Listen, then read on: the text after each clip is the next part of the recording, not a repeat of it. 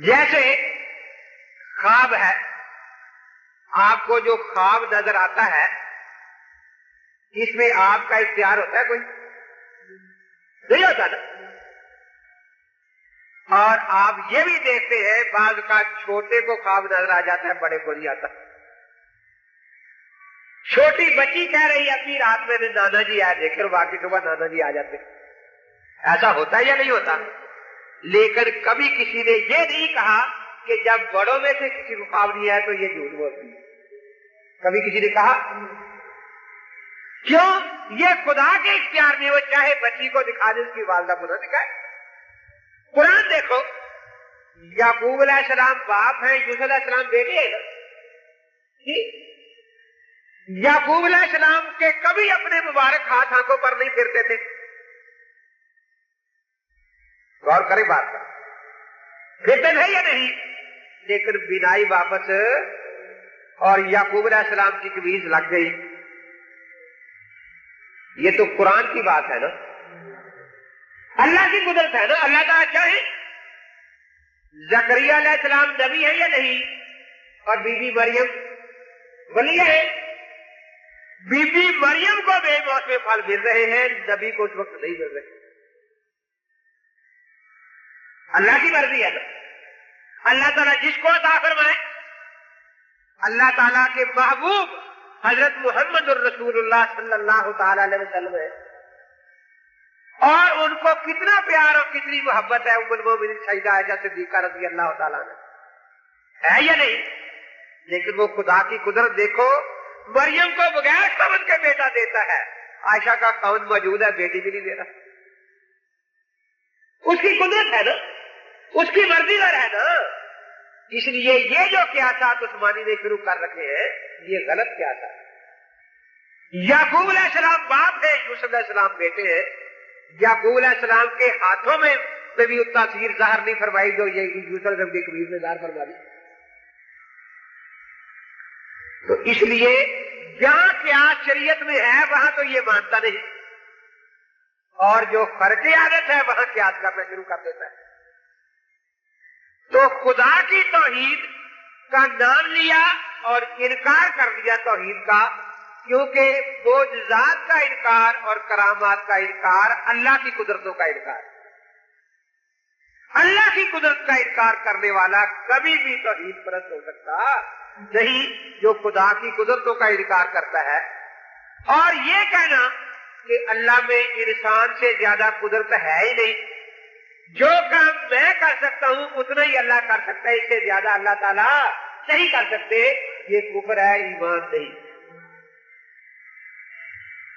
تو پہلا مسئلہ جو اصول دین میں تھا توحید کا، وہ اس نے بگاڑا۔ اولیاء اللہ پر بہتان باندھنے شروع کر دیے کہ یہ سارے معاذ اللہ، پوری لسٹ دی ہے کہ یہ سارے صدی وار کہ سارے یہودی دین پر تھے، اور سچا دین تو کہتا ہے کبھی یہاں آیا ہی نہیں۔ تو اولیاء اللہ کو کافر ثابت کرنا، میں نے آپ کے سامنے جو آیت پڑھی اس میں اس لیے پڑھی کہ یہ اولیاء اللہ کے بارے میں ہے۔ حضرت آدم علیہ السلام سے لے کر عیسیٰ علیہ السلام تک جتنے پیغمبر دنیا میں تشریف لائے وہ سارے نبی تھے، کہہ دو سارے نبی تھے، لیکن حضرت محمد الرسول اللہ صلی اللہ علیہ وسلم صرف نبی نہیں تھے، آخری نبی تھے۔ وہ صرف نبی نہیں تھے، آخری نبی تھے، آخری نبی تھے۔ ان کو صرف نبی ماننے سے ایمان کامل نہیں ہوتا، آخری نبی ماننا ہے۔ جس طرح سارا علم حساب جو ہے اس کی بنیاد دو قاعدے ہیں، کتنے؟ جمع اور تفریق۔ ضرب نیا قاعدہ نہیں، متواتر جمع کا نام ضرب ہے، 8 دفعہ لکھ کے جمع کر لیں یا ضرب دے لیں۔ تقسیم کوئی نیا قاعدہ نہیں، متواتر تفریق 5 نکالتے جائیں یا تقسیم کر لیں۔ اس کے بعد پھر کلو گراموں کی، کلو میٹروں کی، پھر کسور عام کی، کسور اشاریہ کی آ جائے گی جمع تفریق۔ لیکن سارے حساب کا خلاصہ دو قاعدے ہیں۔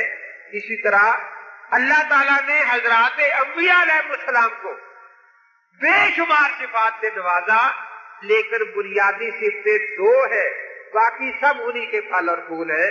کتنی؟ مبشرین و منذرین، ان کا بشیر ہونا اور نذیر ہونا، یہ نبیوں کی بنیادی صفتیں۔ اب انبیاء علیہ السلام تو ختم ہو گئے، نبوت ختم ہو گئی نا۔ صفت نذیر میں نبیوں کے وارث کون ہے؟ قرآن کہتا ہے فقہا،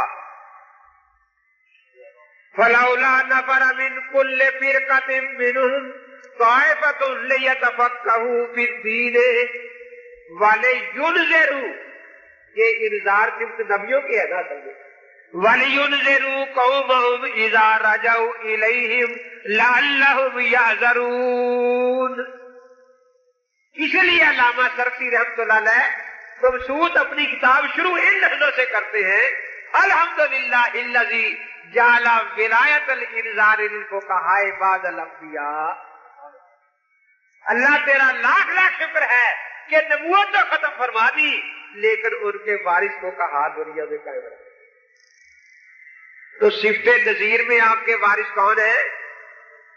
اونچی بول دے، فقہا، اور صفت بشیر میں وارث ہے اولیاء اللہ۔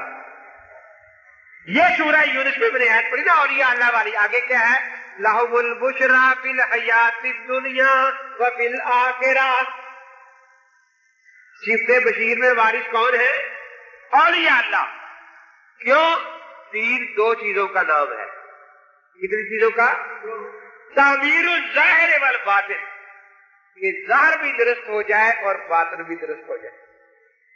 ظاہر درست ہوتا ہے فقہی احکام کے مطابق عمل کرنے سے، اور باطن درست ہوتا ہے اللہ والوں کی ڈیوٹیوں سے بھی کرنے سے، اللہ والوں کی ڈیوٹیاں سیدھی کرنے سے۔ اس سے یہ بھی پتا چلا کہ جو فرقہ فقہ اور تصوف کا مخالف ہے وہ پورے دین کا مخالف ہے،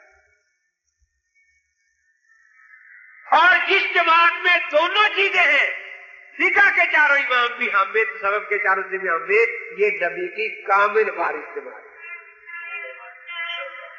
سچی اور کامل وارث جماعت ہے۔ تو لَهُمُ الْبُشْرَى فِي الْحَيَاةِ الدُّنْيَا وَفِي الْآخِرَةِ۔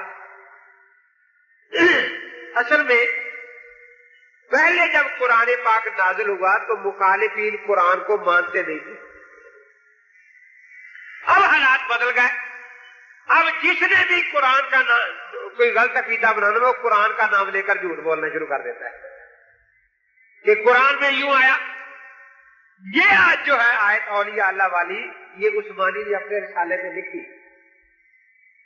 لیکن یہ آخری بات نہیں لکھی لَهُمُ الْبُشْرَى فِي الْحَيَاةِ الدُّنْيَا وَالْآخِرَةِ، کیونکہ یہی بشارت تو وہ کشف و کرامات ہیں جو اللہ نے ان کے ہاتھوں پر ظاہر فرمائے، وہ یہی بشارات ہے نا۔ جس کا چونکہ انکار کرنا تھا تو قرآن کے ساتھ عثمانی نے دھوکہ کیا۔ اسی لیے میں کہتا ہوں کہ جو لوگ اس لیے اس کی طرف پھنس گئے ہیں کہ وہ ہمیں قرآن سناتا ہے، وہ غور کریں، ذرا قرآن کھول کر یہ آیتیں دیکھ لیں کہ پوری لکھی ہے، پوری لکھی۔